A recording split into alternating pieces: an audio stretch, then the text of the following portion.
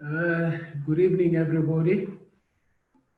I don't know, it becomes very difficult to come up with a summary or a comment that is conclusive after losing it last minute. But I personally felt that there was a lot of good work done on the night. We looked quite fairly well organized in defense. And up until we made that dreadful mistake of a back pass, which anyway we had done that before.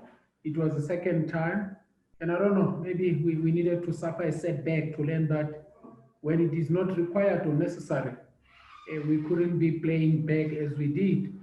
But all in all, compliments must be given to Mamelodi Sundowns for keeping. They kept pushing, and up until they got their breakthrough. But I thought from set place they were also a threat. We dealt with that.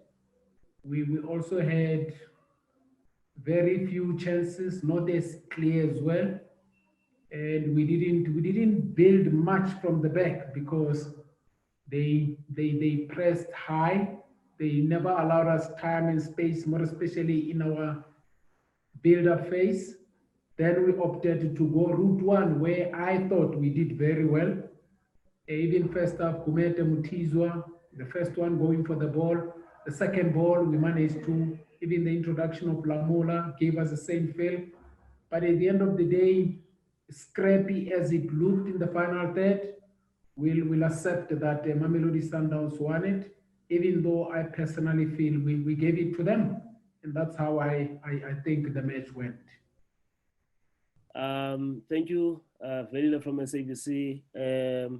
Coach Steve, just looking at the result tonight and also the previous matches, you are one of the few teams in the PSE that is yet to win.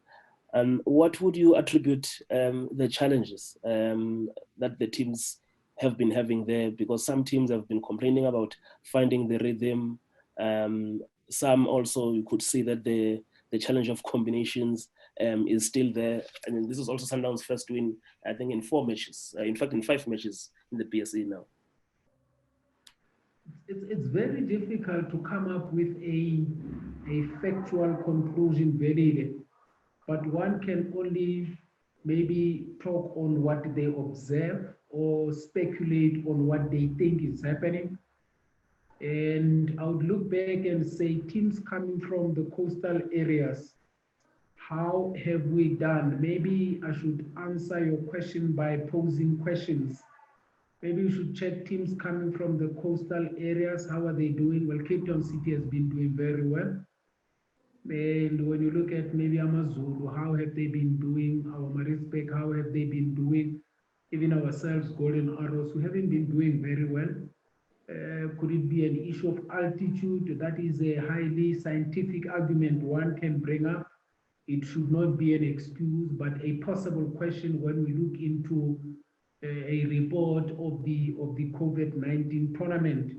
What were the findings? That could be one of the points maybe to be thrown.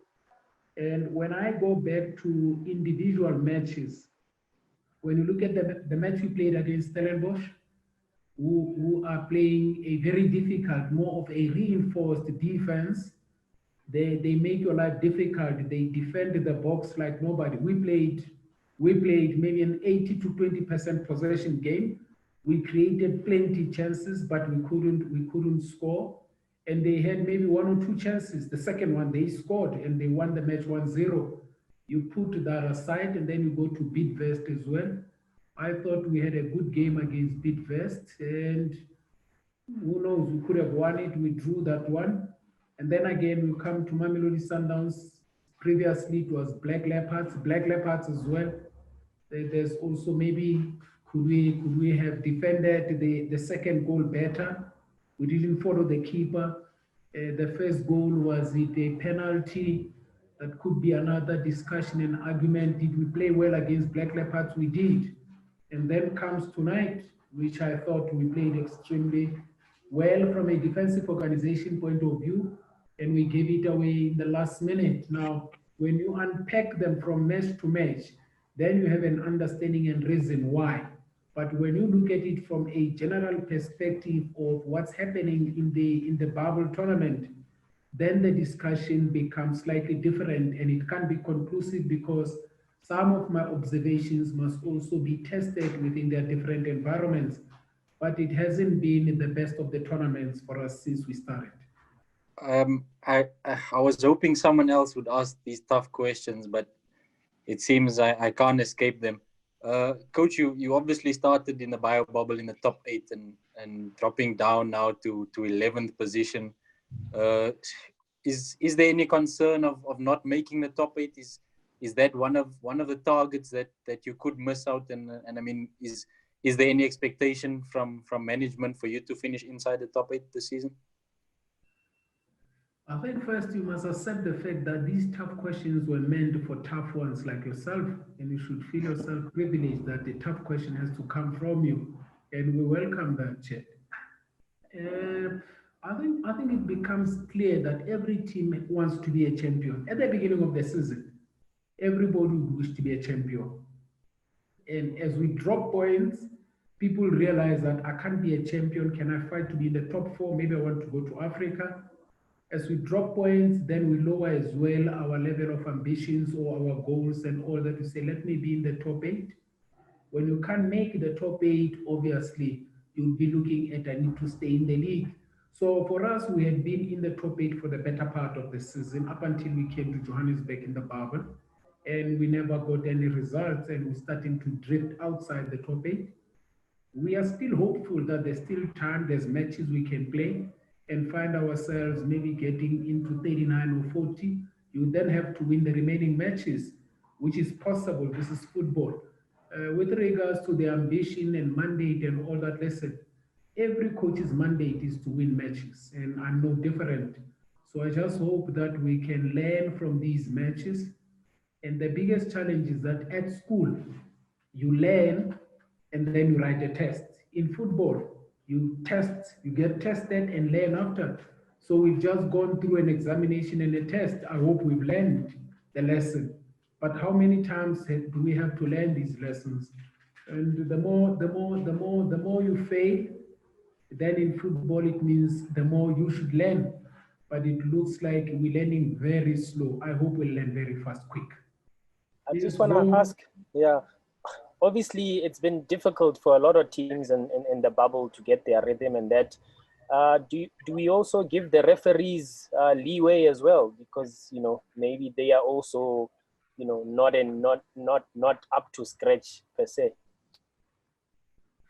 We have to then determine a commonality of the modest performance from the technicians, players and coaches, then with the referee. Because if we then say that the players and the coaches or clubs are not performing as cohesive and fluid as required, and also officiating is not as sharp as would require, then we then have to understand what could be. There must be a factor that is maybe external causing that. But I think from us as coaches and players, our responsibility in defense is heavily dependent on the level of understanding and rhythm. And as well, it comes from confidence, because the more matches you win, I'm sure teams that play a defensive game, they become very confident in their defensive game, that it becomes perfect and cohesive. And we have not found a team that plays good attacking football. We played against Delhi's. We played a good game. We were rhythmic. You could feel cohesion and all that, but we didn't win. And they stuck to their guns. They sat on top of the box. Then one would say, could it be that the preparation was not sufficient? Listen, we can't complain, because to be honest, COVID has given everybody a new spin to how they think and how they do things. You cannot expect to have the best or a normal environment in an abnormal situation brought by the pandemic. Maybe it is for all of us to learn and come out of our comfort zones to accept the challenge and try dish out and give the best that we can.